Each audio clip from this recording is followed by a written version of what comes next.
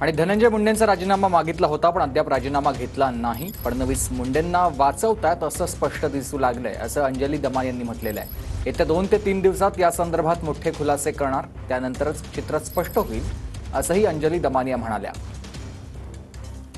पुढची कारवाई नेमकी काय असणार आहे, काय मागणी करणार आहे? माझे 2 प्रश्न अनुत्तरित आहेत आजपर्यंत. पहिला प्रश्न असा की जर सातपुडा बंगल्यात जूनमध्ये जर खरंच ही बैठक झाली असेल जिथे खंडणी मागण्यात आली होती आणि 3 कोटीचा व्यवहार झाला होता, तर त्याचं पुढे काय झालं, त्याच्यात आवादाच्या लोकांची स्टेटमेंट झाली की नाही. दुसरी गोष्ट म्हणजे ज्या 9 डिसेंबरला ज्या 2 रिव्हॉल्वर्स मिळाले होते आणि त्याच्यात एका बड्या नेत्याचं नाव होतं, आता तब्बल 2 महिने झाले ते नावही कळलं नाहीये, त्याच्यातला डेटाही रिकव्हर झाला नाहीये.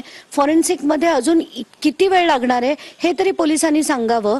याच्यातनं अनेक गोष्टींचा उलगडा होईल आणि हे होऊ नये म्हणूनच आटोकाट प्रयत्न केले जात आहेत. गिरीश गायकवाड, TV9 मराठी, मुंबई.